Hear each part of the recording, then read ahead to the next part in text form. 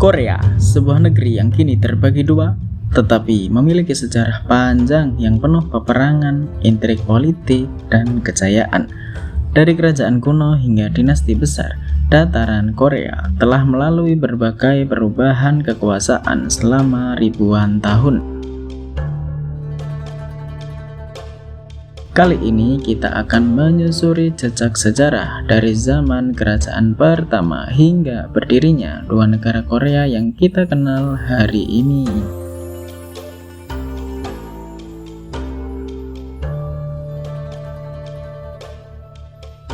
Pada awalnya, dataran Korea terbagi menjadi tiga kerajaan besar, Goguryeo, Baekje, dan Silla.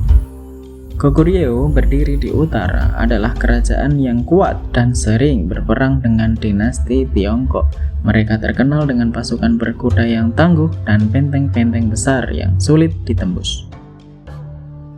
Di barat daya, Baekje berkembang sebagai pusat budaya dan diplomasi.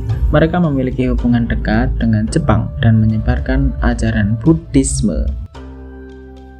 Sementara itu di Tenggara, Silla awalnya hanyalah kerajaan kecil namun dengan strategi politik yang cerdik. Mereka bersekutu dengan dinasti Tang dari Tiongkok dan berhasil menaklukkan dua kerajaan lainnya, menyatukan Korea untuk pertama kalinya pada tahun 668 Masehi.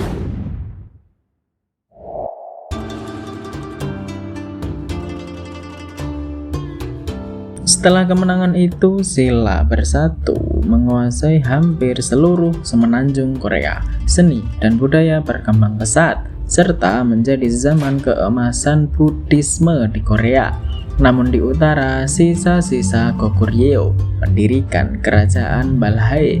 Mereka membangun peradaban yang kuat di wilayah Manchuria dan utara Korea, hingga akhirnya dihancurkan oleh bangsa Khitan pada tahun 926 Masehi.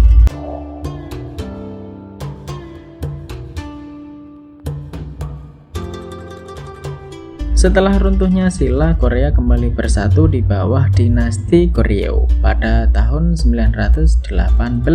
Dari sinilah awal dari nama Korea bermula.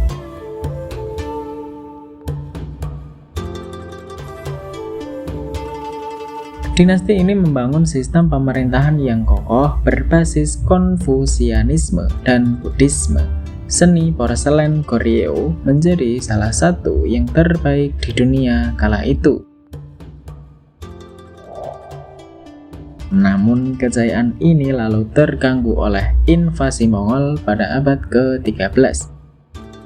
Selama hampir 100 tahun, Korea berada di bawah pengaruh kekaisaran Mongol sebelum akhirnya bangkit kembali.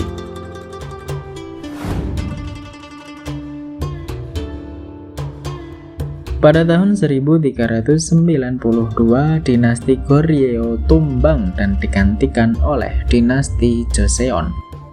Dinasti ini bertahan lebih dari 500 tahun dan membentuk banyak aspek budaya Korea modern. Di bawah kepemimpinan Raja Sejong, aksara Korea Hangul diciptakan sebagai media agar rakyat Korea bisa membaca dan menulis dengan mudah.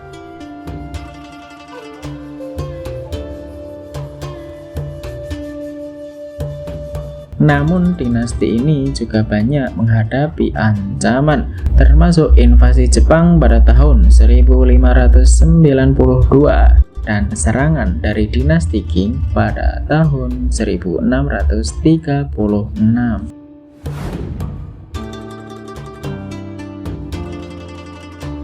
Pada akhir abad ke-9, dinasti Joseon berusaha bertahan dari pengaruh asing dengan mendeklarasikan kekaisaran Korea pada tahun 1897.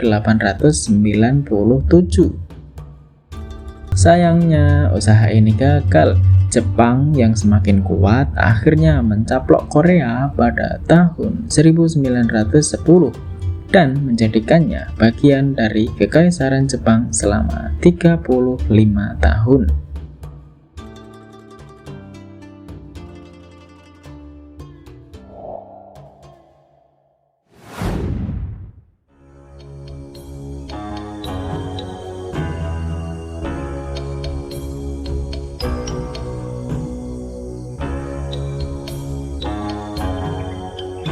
Selama periode ini, budaya Korea ditekan, bahasa Korea dilarang di sekolah-sekolah, dan kala itu rakyat dipaksa bekerja untuk kepentingan Jepang. Namun setelah Jepang kalah dalam Perang Dunia II, Korea akhirnya merdeka. Tetapi dengan harga yang mahal, negara ini kemudian terpecah menjadi dua. Korea Selatan yang demokratis dan Korea Utara yang komunis.